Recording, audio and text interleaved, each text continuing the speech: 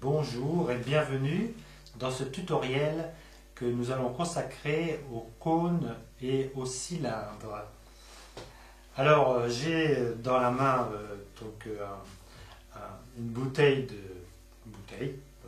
de produits chimiques dont nous abusons beaucoup, nous autres les artistes, mais qui représente un cylindre et un cône, quoique surmonté d'un autre petit cylindre. Qu'est-ce qu'un cylindre? Un cylindre, c'est un volume dont la base est un cercle.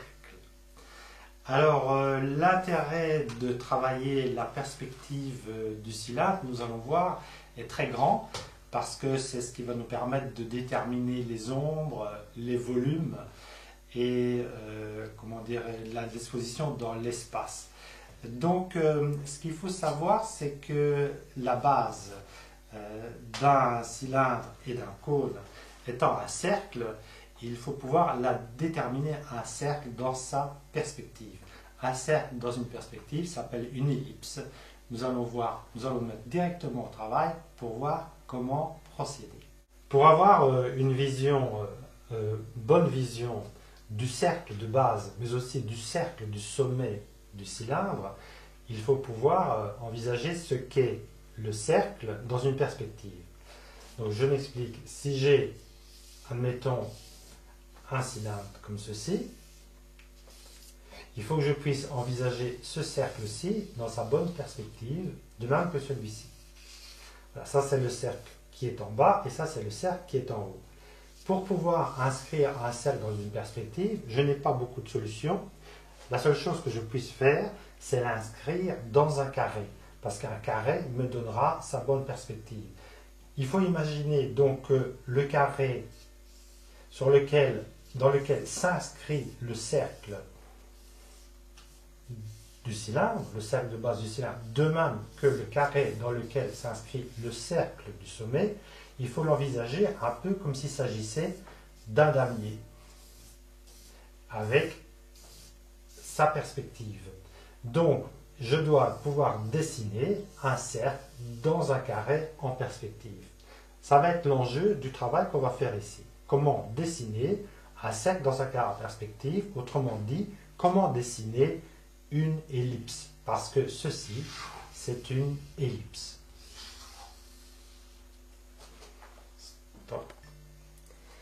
Donc, nous allons dessiner un carré en perspective tel qu'il apparaît dans un damier.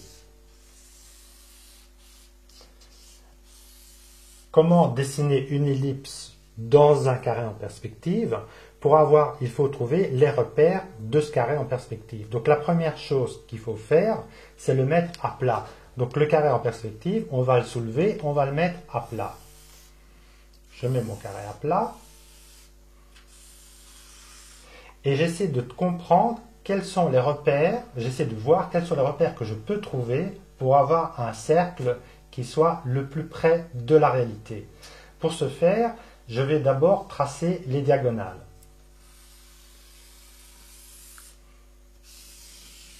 Ensuite, je vais tracer d'autres diagonales qui sont celles-ci. Voilà, je vais faire à main levée, c'est normal qu'il y ait des petites erreurs, mais c'est pas grave. Et ensuite, je vais me remarquer une chose, je vais me prendre conscience d'une chose, c'est que le cercle, de toute façon, passera par l'extrémité des diagonales. Il passera des diagonales horizontales et verticales. Donc je sais que le cercle, de toute façon, passera là. D'accord ? Je sais qu'en ce qui concerne, après, pour savoir où il pourrait passer, je vais subdiviser mon carré en 6 fois 6, 36. 36 petits carrés. Ça va être d'un grand secours. Parce que je me rends compte que mon cercle va passer très près des deux carrés près de la médiane perpendiculaire. Il va passer de même très près ici, et très près là, et très près là. Ça nous donne déjà beaucoup d'indications pour connaître la direction du cercle. Pour ce qui est des diagonales du carré, je sais qu'il va passer au niveau de la patte doigt. Donc je sais qu'il va passer ici. C'est un peu comme si on faisait une patte doigt. Ici, ici et là. À partir du moment où j'ai ça, regardez, j'ai assez de repères pour pouvoir tracer mon cercle.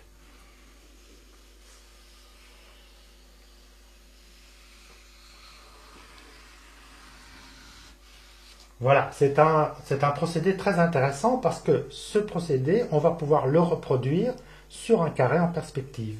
Je vais refaire pareil, je vais tracer les médianes, d'abord perpendiculaires, ensuite les médianes obliques, les diagonales on appelle. Je vais refaire le même procédé de quadrillage,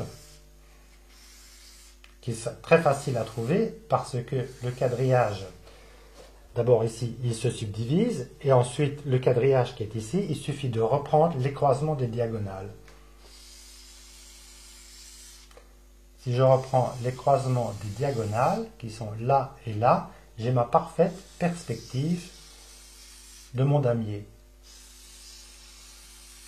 Si je n'avais pas tracé mes diagonales, j'aurais probablement fait plus grand ici, plus petit. Je n'aurais pas vraiment pu comprendre quelle était la proportion de grandeur que la perspective me donnait dans les carrés. À partir du moment où j'ai mon carré en diagonale, je vais refaire le même procédé que j'ai fait là-haut. Je vais retrouver tous mes repères pour le cercle. Donc on avait dit qu'au sommet des médianes, il touchait de toute façon le carré. Je refais pareil. On avait dit que sur les côtés des médianes, il était très très près du bord du carré. Je refais pareil.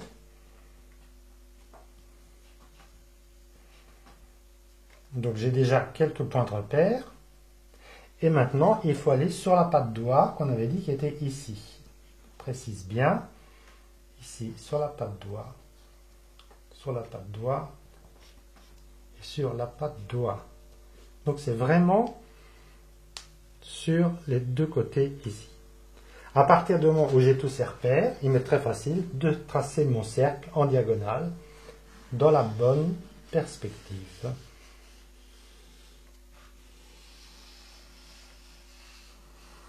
Et voilà mon cercle en diagonale. J'ai donc un moyen de construire la base de mon cylindre juste dans sa bonne proportion. Stop. Il n'est pas dit évidemment qu'on puisse avoir un damier qui soit vu tout à fait de face. Il se peut très bien que le carré du damier soit un peu sur le côté. C'est ce qu'on appelle la perspective avec les points de fuite. À bon escient ici, pour vraiment voir la différence, je vais créer un carré de damier à la base qui soit un peu en distorsion. Voilà, donc on peut imaginer que ce damier soit sur le bord par rapport à un point de fuite. Ça, c'est le damier, donc le carré du damier à la base du cylindre, et je vais en tracer un au sommet du cylindre. Il faut évidemment que mes sommets correspondent. Mes sommets correspondent. Évidemment, je ne peux pas tracer des damiers dont les sommets ne correspondent pas. Voilà. Là-dedans, je vais inscrire mon cercle comme on l'a vu. Je vais tracer ça comme on l'a dit. Donc, je vais d'abord tracer les diagonales. Je vais tracer les médianes. Ensuite, je vais subdiviser en 6. Je vais tracer les... Voilà, et je vais dedans mettre mon cercle. En prenant repère, comme on l'a dit, n'est-ce pas? Et voilà.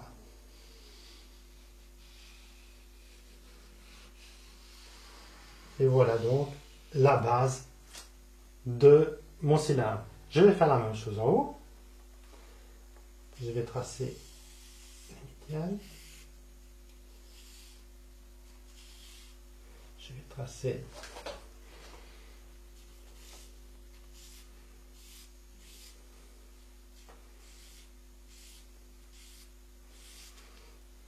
tracer mon cercle.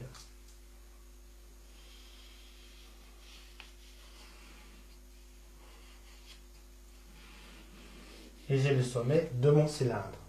Alors, ça, c'est le cylindre, c'est le toit. On voit le cylindre par le haut. Donc, je supprime ceci, sinon ça va me prêter à confusion. Le sommet du cylindre étant ici. Ça, c'est le sommet, ça, c'est la base qui est vue comme ça. Donc, ce qu'il faut bien imaginer, c'est que mon cylindre, il va certainement avoir certainement ici, je vais le dessiner en noir.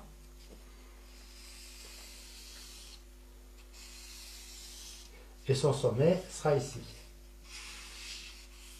Alors, vous voyez l'intérêt aussi d'avoir une ellipse parfaite, c'est qu'on se rend compte que quand on dessine un cylindre, une partie, s'il est en perspective, sera toujours plus large, la courbe du cercle sera toujours plus large ici et plus étroite là. C'est parce qu'il est en perspective, il est sur le côté. Donc voilà mon cylindre. Voilà mon cylindre. Alors maintenant, comment vais-je tracer le cône, puisque au fait c'est le même travail. Je vais prendre le milieu du carré. Je ne prendrai pas le milieu du cercle, je prends le milieu du carré, parce que le milieu du carré est le milieu du cône en perspective. Je trace la ligne qui correspond à l'autre milieu ici, je la poursuis, et ici c'est moi qui décide jusqu'à quelle hauteur je veux que soit mon cône. Ça, tout à fait, voilà quelque chose qui est tout à fait arbitraire. À partir du moment où j'ai mon cône, je trace je trace le cône qui est par-dessus. Donc comme ça, voilà, on a compris comment faire un cône et comment faire un cylindre. Une opération qui n'est pas si compliquée que ceci. Donc imaginons, voilà, que nous avons la tour, une tour d'un château, n'est-ce pas, avec des fenêtres et une porte, et on a la tour d'un château. Cône et cylindre. Il ne nous reste plus qu'à déterminer les ombres portées par une tour. Alors, le tutoriel 3 était consacré aux ombres et volumes. Dans le dessin, il était question d'une maison avec un toit pointu. On se rappelle que le point lumineux, le soleil, était ici. Son point de chute était ici.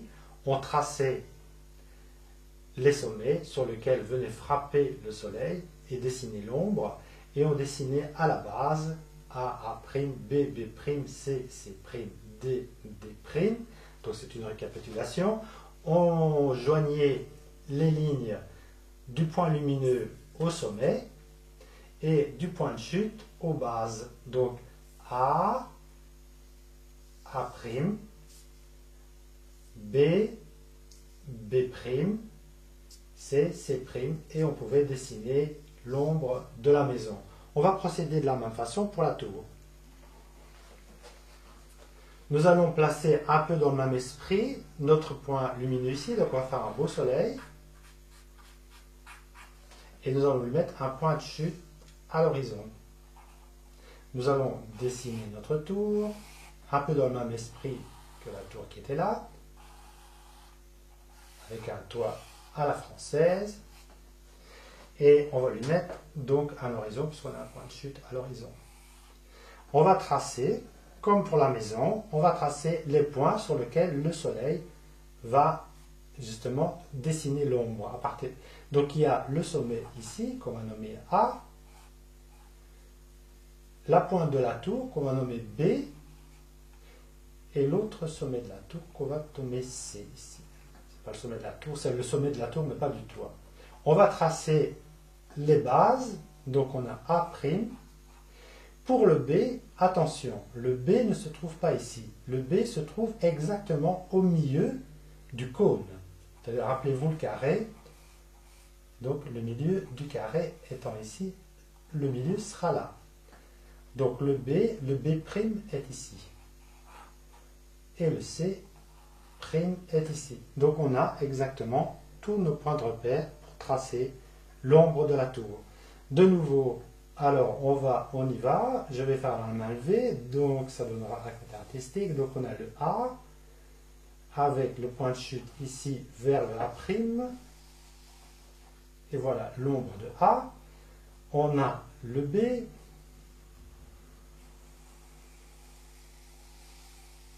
avec le point de chute sur le B, ici, et on a le C, avec le point de chute vers le C', et on a les ombres de la tour. On les dessine, et voilà la tour ombrée. Je vais mettre un peu. Donc la différence qu'il faut retenir, c'est que la base du B', contrairement à la maison ici, où la base elle se trouvait à la base de la maison, il faut bien, dans un cylindre, déterminer la base, non pas à la base du mur, mais à l'intérieur de la tour. C'est la seule différence avec les autres ombres. Je vais mettre un petit peu d'ombre pour faire joli. Et on a l'ombre de la tour avec un beau soleil presque au zénith. Je vais mettre un peu d'ombre de la tour, sachant que l'ombre de la tour sera le plus ici. Et voilà, on a notre tour ombrée. Donc j'ai mon damier qui est ici, et je vais créer en fonction de ça le damier qui est au sommet, qui doit correspondre évidemment à celui qui est en bas. Voilà, donc je crée mon damier au sommet, je crée les lignes de mon perpendiculaire rectangle. Ici, voilà, je me suis un peu trompé, voilà, c'est ça. Voilà. Avec les, on se trompe vite, hein, avec les... Voilà, on se trompe vite, voilà. Donc j'ai mon damier, dedans je vais construire mes ellipses. Donc de nouveau, je vais créer mes diagonales. Voilà, je vais créer mes points pour avoir mon cercle.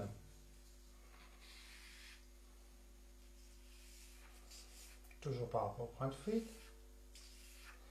Voilà, toujours par rapport au point de fuite.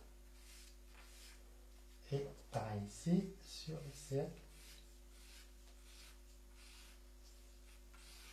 Voilà, je vais créer au rouge les cercles.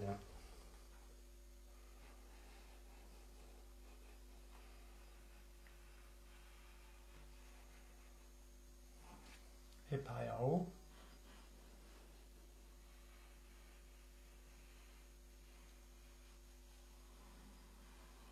Et voilà le plafond, le sommet de ma tour et la base de ma tour. Je n'ai plus qu'à rejoindre les sommets. Je vais lui faire un toit pentu, puisqu'on a travaillé les cônes aussi, toujours au sommet du carré du damier, pas au sommet du cercle. Je monte, je rejoins l'autre. Je vais faire un toit pas trop pentu, ou sinon je ne le verrai plus. Je vais l'arrêter ici et je vais le fermer ici. Et j'ai le toit pentu avec ma tour qui se trouve ici, que je vais descendre. Voilà, ma tour qui est faite. Si je veux lui donner un petit peu de décoration, donc ça, je le supprime parce qu'évidemment, ça fait partie du décor de derrière. Donc, j'en ai plus besoin, ça non plus. Ma tour est ici, on va lui mettre des décorations, ça je n'en ai plus besoin non plus, je vais effacer.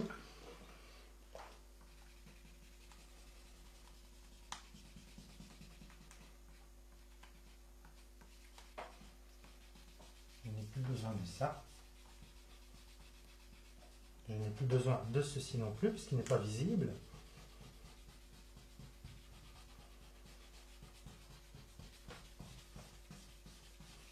Tout ce qui n'est pas visible, je l'efface. Je vais lui mettre quelques décorations. Nous sommes, n'est-ce pas, c'est un campanile. En Italie, les clochers sont toujours à l'extérieur de l'église. Donc il y a toujours une petite croix en haut, je vais lui mettre. Voilà le sommet du toit avec le toit qui dépasse toujours un petit peu. Voilà. Il y a toujours quelques créneaux. On peut rajouter une fenêtre, pourquoi pas. Toujours en fonction de la perspective, en fonction du point de fuite.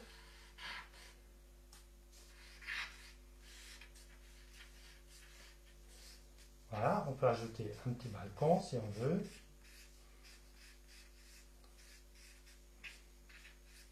Et on rajoute une belle porte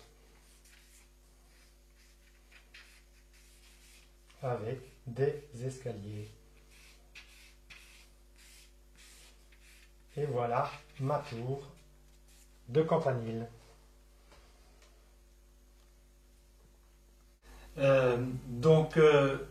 Nous en avons terminé pour les cubes, nous en avons terminé pour les cylindres et pour les cônes.